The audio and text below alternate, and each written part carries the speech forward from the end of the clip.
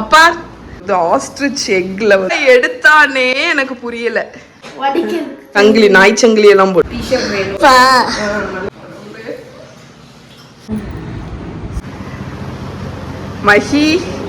மஹி காலையிலேயே ஒரு சம்பவம் பண்ணிட்டாங்க.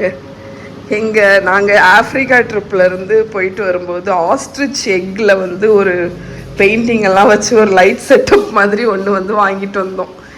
எதுக்கு அவ எடுத்தானே எனக்கு புரியல.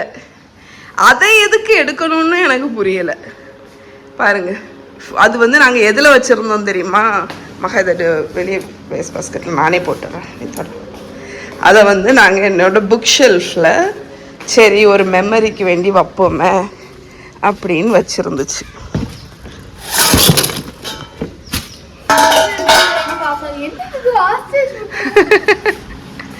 அதை எங்க புக் ஷெல்ஃபில்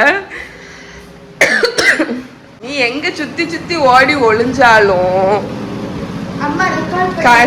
நான் எல்லாம் உன்னைய பத்தி ரெக்கார்ட் பண்ணியாச்சு.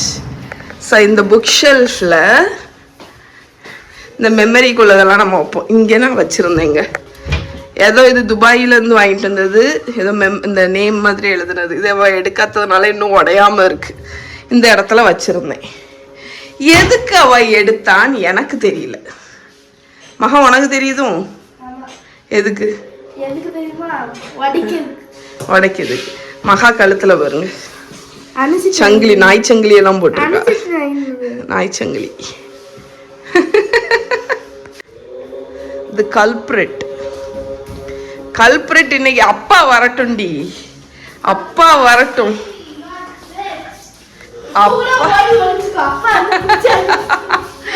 எதுக்கு எடுத்த நீ?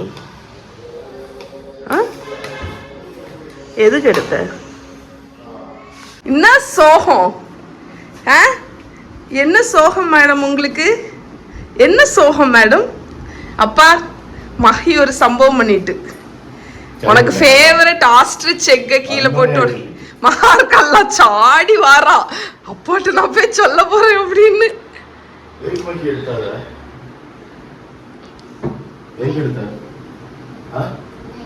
இப்ப வெளியே வரண்டாம். நீ இருந்ததை ஒட்டிதான் திரும்ப எடுத்துட்டு வா. சரி, எங்க எடுத்த? ரைட்டு போட்டியா?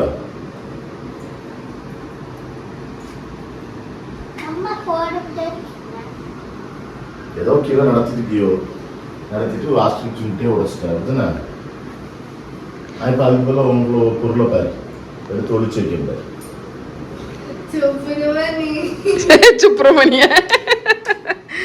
சுப்பிரமணிய ஒன்று மட்டும் தெரிஞ்சுக்கோ, மெமரிக்கு வாங்குறது எல்லாத்தையும் விளையாடக்கூடாது, சரியா? அவ ஜம்ப் அடிச்சு போவான். எங்க வந்திருக்கோம்னு பாத்தீங்கன்னா ஜாக்கிக்கு வந்திருக்கோங்க. கொஞ்சம் பர்ச்சேஸ் பண்ணோம், டிஷர்ட்ஸ் எல்லாம். எஸ், பர்ச்சேஸ் முடிச்சாச்சு ஜாக்கியில. வீட்டுக்கு போயிட்டு என்ன வாங்கினேன்னு எனக்கு பெருசா ஒன்றும் இல்லை. ஜாக்கியில என்ன ஒன்றும் இல்லை, டிஷர்ட்ஸ் அண்ட் பேண்ட்ஸ் தான். அதுவும் இன்னைக்கு ஃபுல்லாக மகாக்கு தான்.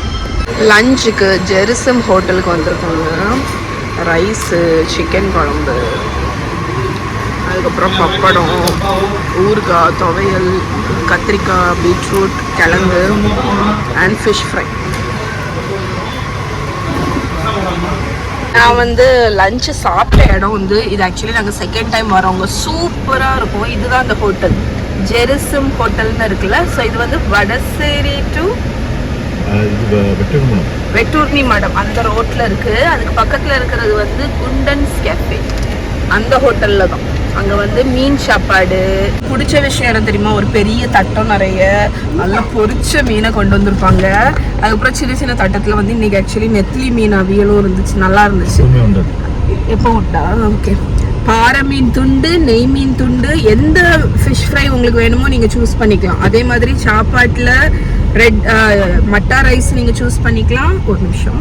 ஸோ சாப்பாட்டில் பார்த்தீங்கன்னா பொன்னி ரைஸும் இருக்குது, ரெட் ரைஸும் இருக்குது. மட்டா ரைஸ் வேணால் நீங்கள் அது கூட சூஸ் பண்ணிக்கலாம். அதுக்கப்புறம் பிரியாணியும் உண்டு. ஆனால் நாங்கள் 2 டைம்ஸுமே சாப்பிடல. கூட்டு இருக்கும், கிழங்கு கூட்டு, மரவள்ளி கிழங்கு இருக்குல்ல அது. அதுக்கப்புறம் ஒரு பருப்பு துவையல் மாதிரி ஒன்று, பீட்ரூட், இன்னைக்கு பீட்ரூட் இருந்துச்சு, அந்த மாதிரி வெஜிடபிள்ஸு.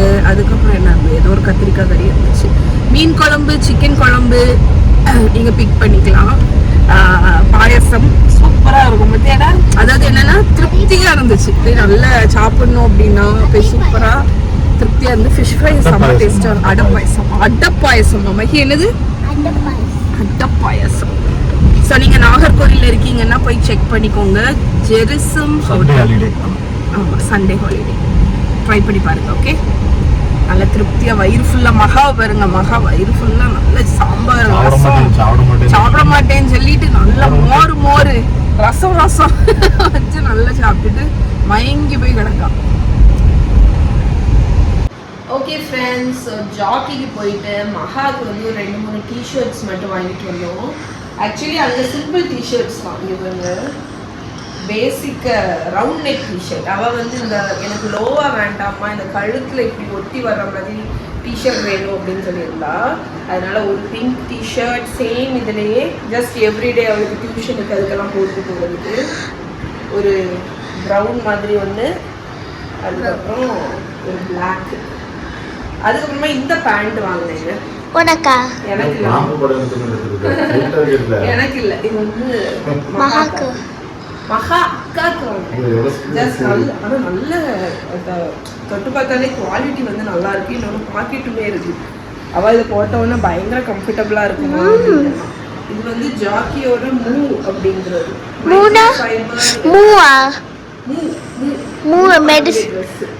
இந்த ஸ்ட்ரெச்சியாட்டு நல்ல நல்ல ஸ்ட்ரெச்சியான மெட்டீரியல். ஸோ அதுலேயே ரெண்டு பேண்ட் வாங்கியிருக்கேன். உனக்கு இந்த மாசம். ஸோ இப்போ வந்து மஹி குட்டி எனக்கு இந்த ஃபேஸ் பேக்கை போட்டு விட போகிறா. Sheet mask. பாய். என்னோட பர்சனல் ஸ்பா கேர்ள் வந்துட்டா. இது வந்து என் ஃபேவரட் ஃப்ரூட் வந்து எல்லாருக்கும் தெரியுதான குக்கும்பர். அதே மாதிரி ஆலிவேரா குக்கும்பர்லேயே ஃபேஸ் மாஸ்க் அதை நான் அம்மாவுக்கு போட்டு விட போகிறேன். எனக்கு தான் ஆக்சுவலி வந்து அதை அம்மாக்கு இருந்தாலும் தேங்க்யூ.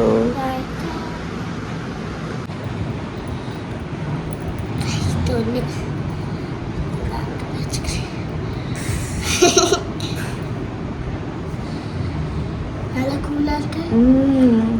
கூலாக இருக்கு. Super cool.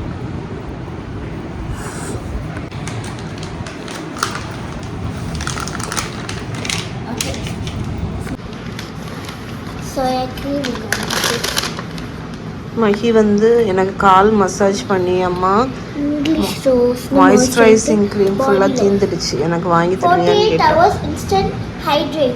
ஏன்னா அவன் இந்த க்ரீம் வச்சு தான் என் காலில் மசாஜ் பண்ணுவான்.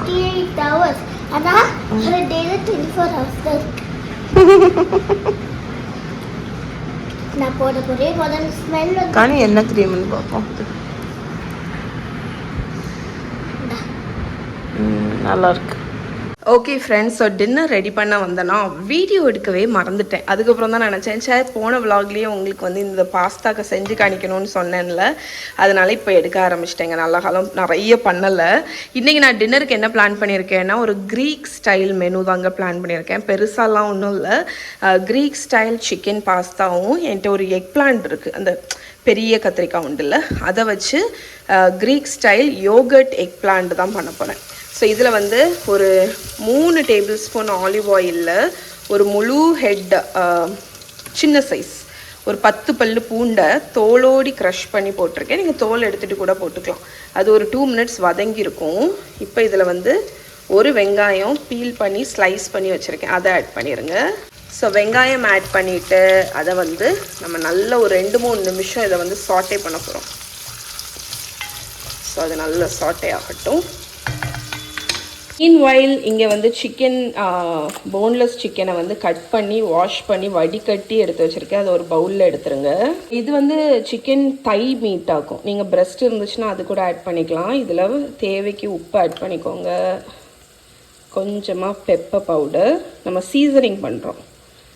அதுக்கப்புறமா மிக்ஸ்டு ஹர்ப்ஸ் வந்து எங்கிட்ட இருக்குது. ஸோ அது நீங்கள் வந்து மிக்ஸ்டு ஹர்ப்ஸ் இல்லைன்னா இந்த இட்டாலியன் சீசனிங்கோ இல்லை ஆரிகானோ அது கூட ஆட் பண்ணிக்கலாம். ஸோ ஒரு 2 டீஸ்பூன் ஆட் பண்ணியிருக்கேன். இப்போ மைதா மாவு இது வந்து எதுக்குன்னா அந்த சிக்கனுக்கு ஒரு கிறிஸ்பி டெக்ஸ்சர் கொடுக்கறதுக்கு, இன்னொன்று அந்த சாஸை திக் பண்ணுறதுக்கு 3 டேபிள் ஸ்பூன் மைதா மாவு ஆட் பண்ணியிருக்கேன். ஸோ இது வந்து ஒரு 500 கிராம் சிக்கன். ஓகே, ஸோ இதை வந்து நல்லா டாஸ் பண்ணி விட்டுறலாம்.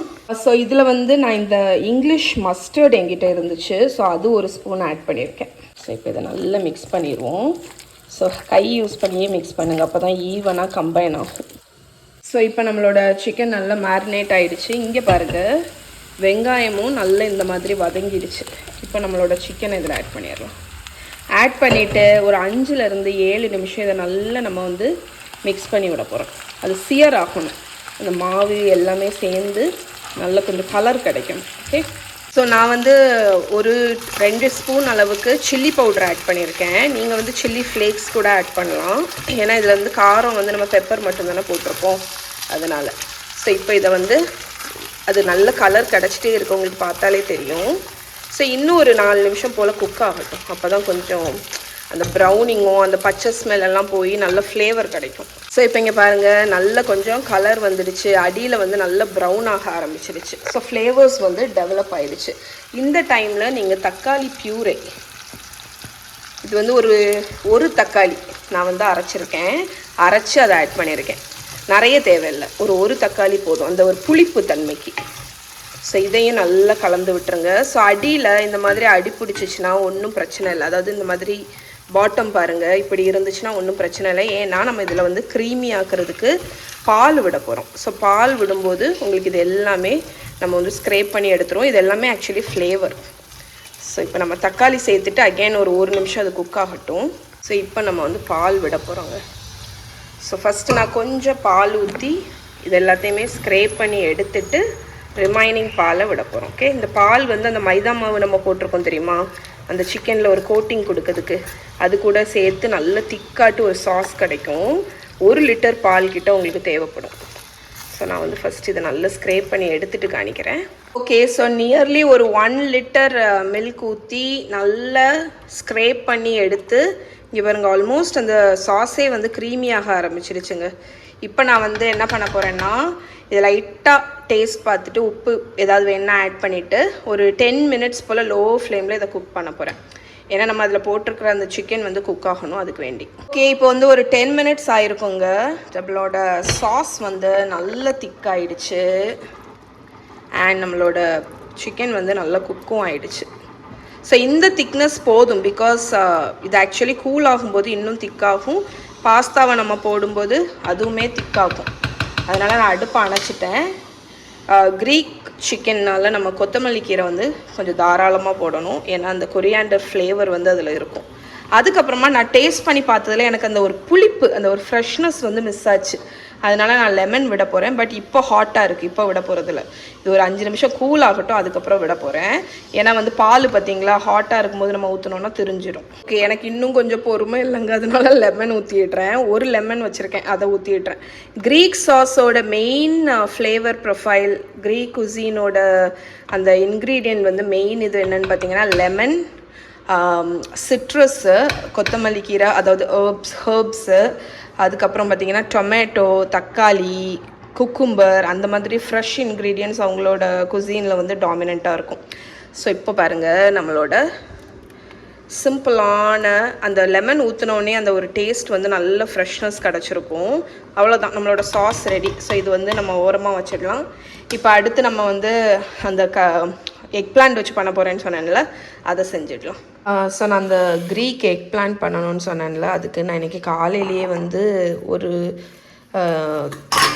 ஒரு பாக்கெட் தயிரை வந்து ஒரு துணியில் வந்து வடிகட்டி வச்சுட்டேன். கீழே ஃபுல்லாக அந்த வேவ் வாட்டர் வந்து இதாகிடுச்சு பாருங்கள். இப்போ நம்ம வந்து இந்த ஹங்கர்டை இந்த பவுலில் எடுத்துடலாம். ஸோ இங்கே நம்மளோட ஹங்கர்ட் நான் எடுத்தாச்சுங்க. இந்த கார்லிக் ப்ரெஸ்ஸில் வந்து ஒரு 3 பல்லு பூண்டு வந்து வச்சுருக்கேன். ஸோ வந்து நம்ம கார்லிக் க்ரஷ் பண்ணி ஆட் பண்ண போகிறோம். ரொம்ப சின்ன பல்லு தான், உங்ககிட்ட பெருசாக இருக்குது அப்படின்னா நீங்கள் 1 ஆட் பண்ணால் போதும். ஓகே, ஸோ இதை க்ரஷ் பண்ணி இதில் ஆட் பண்ணிடுறேன். யோகர்ட் ஃப்ளேவரிங்க்கு நீங்கள் கொத்தமல்லி கீரை ஆட் பண்ணலாம். என்கிட்ட கொஞ்சம் டில் லீவ்ஸ் இருக்குது, ஸோ அதையும் ஆட் பண்ணி டேஸ்ட்டுக்கு தகுந்த மாதிரி சால்ட்டும் ஆட் பண்ணி இதை நல்லா மிக்ஸ் பண்ணிடலாம்.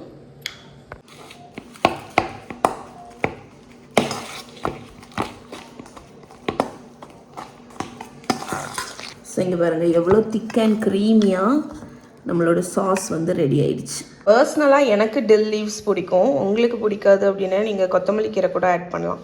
ஸோ 1 ஸ்பூன் ஆலிவ் ஆயிலும் ஊற்றி நல்லா மிக்ஸ் பண்ணிடுங்க. இது கிட்டத்தட்ட நம்ம வந்து குக்கும்பர் இல்லாத ஜட்ஸிகி சாஸ் மாதிரி தான் ரெடி பண்ணுறோம்.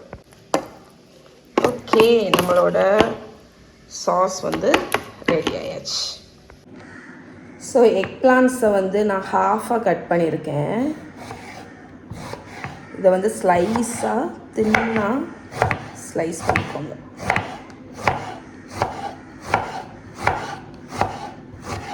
நீங்கள் வந்து முழுசாக கூட நீங்கள் வச்சுக்கலாம், நல்லா தான் இருக்கும். பட் நான் இந்த மாதிரி ஸ்லைசஸாக கட் பண்ணியிருக்கேன். நம்மளோட எக் பிளான்ஸை ஸ்லைஸ் பண்ணியாச்சு. இதுக்கு லைட்டாக சால்ட், நம்ம இதில் வந்து மாவு கோட் பண்ணி தான் ஃப்ரை பண்ண போகிறோம். அதனால சால்ட்டும் போட்டுட்டு கார்ன்ஸ்டார்ச்சும் ஆட் பண்ணிக்கோங்க. ஸோ லேசாக கார்ன்ஸ்டார்ச் போட்டு லைட்டாக டாஸ் பண்ணி நம்ம ஆயிலில் பேன் ஃப்ரை பண்ணி எடுக்க போகிறோம். ஓகே ஓகே, இப்போ நான் வந்து நம்ம கோட் பண்ணி வச்சுருக்கிற எக் பிளான்ட்டை ஆயிலில் போட்டு கிறிஸ்ப் ஆகிற வரைக்கும் 2 பக்கமும் ஃப்ரை பண்ணி எடுக்க போகிறேன். ஸோ நம்ம எக் பிளான்ட்டுக்கு வந்து அந்த கார்ன்ஸ்டார்ச் கோட்டிங் கொடுத்துருக்கிறதுனால உங்களுக்கு வந்து நல்ல கிறிஸ்பியாக வருங்க. 2 பக்கமும் நல்லா கிறிஸ்பியாக ஃப்ரை ஆகும், பார்த்தீங்களா? ஸோ இதெல்லாம் ஃப்ரை பண்ணி முடிச்சுட்டு என்ன பண்ணணும்னு சொல்கிறேன். ஓகே, நம்ம ஃப்ரை பண்ண எக் பிளான்ஸ் இந்த மாதிரி தான் வரும். Okay, test try. நம்மளோட எக் பிளான்ஸ் எவ்வளோ கிறிஸ்பியாக இருக்குன்னு பாருங்கள்.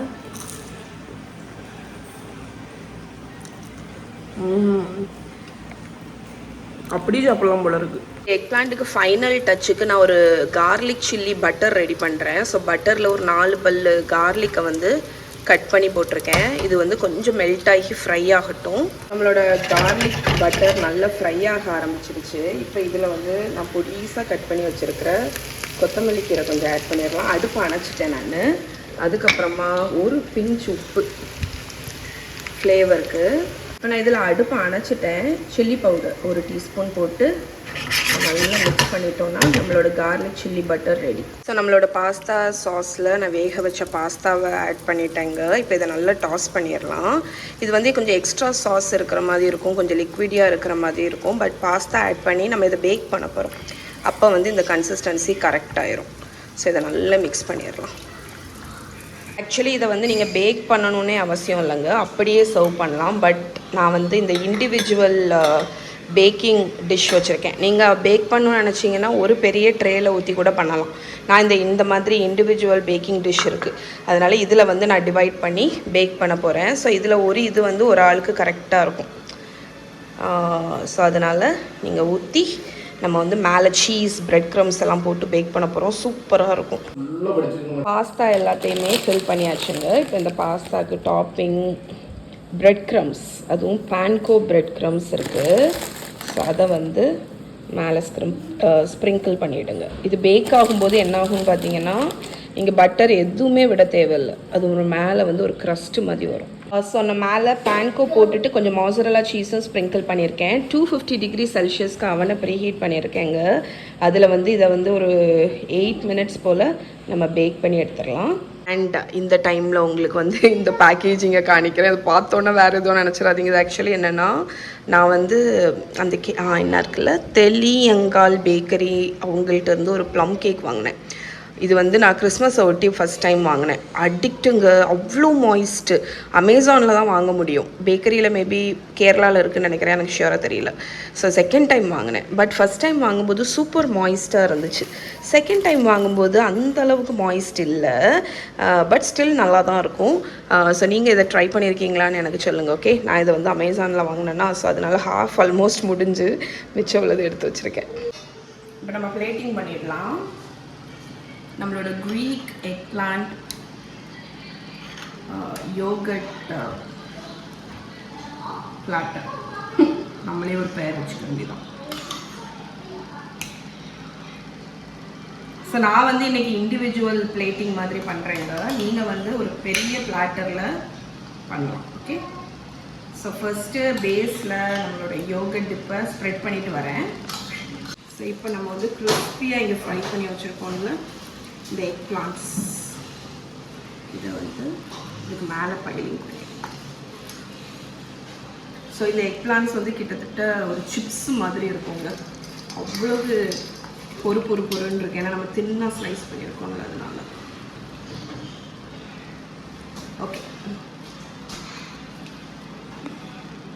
ஸோ இப்போ நம்ம வந்து அந்த சில்லி கார்லிக் பட்டர் ஒன்று ரெடி பண்ணோம்ல, அதை வந்து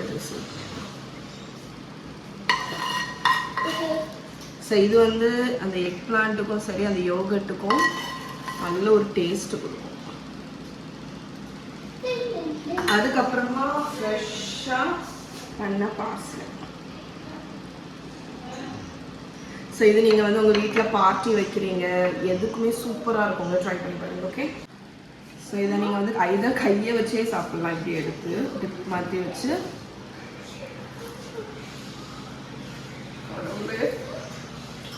சூப்பராக இருக்குங்க, கண்டிப்பாக ட்ரை பண்ணி பாருங்க. ஓகே, ஸோ மஸ்ட் ட்ரைங்க இந்த டிஷ்ஷு.